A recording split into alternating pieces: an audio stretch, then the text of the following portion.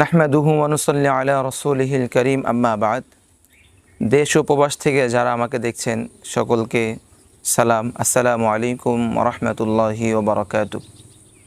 যেহেতু বর্তমান সময়ে চারদিকে সাপের আতঙ্ক,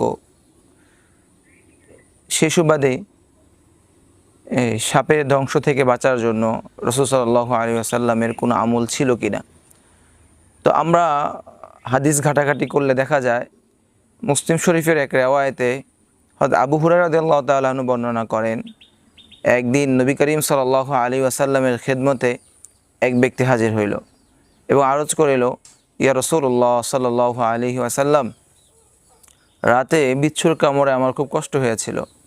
তখন রাসূলুল্লাহ সাল্লাল্লাহু আলাইহি ওয়াসাল্লাম বলেন, যদি তুমি সন্ধ্যায় এই দোয়াটি পড়িয়া নিতে, দোয়াটি হচ্ছে আউযু বিকালিমাতিল্লাহিত তাম্মাতি মিন শাররি মা খালাক, তবে বিচ্ছু কখনো তোমার কোনো ক্ষতি করতে পারিত না।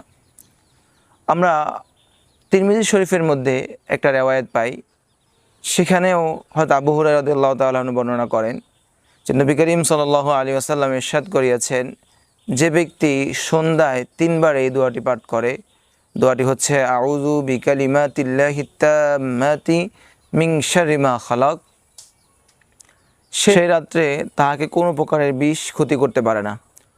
হযরত সুহাইল রাদিয়াল্লাহু তাআলা আনহু বলেন, এই দোয়াটি আমার পরিবারের সকল সদস্যরাই মুখস্থ করে নিয়েছে এবং প্রতি রাত্রে এই দোয়াটির উপর আমল করত। এক রাত্রে এক মেয়েকে কোনো বিষাক্ত প্রাণী ধ্বংসন করে এবং সে কোনো প্রকারের কষ্ট অনুভব করেনি। সুবহানাল্লাহ।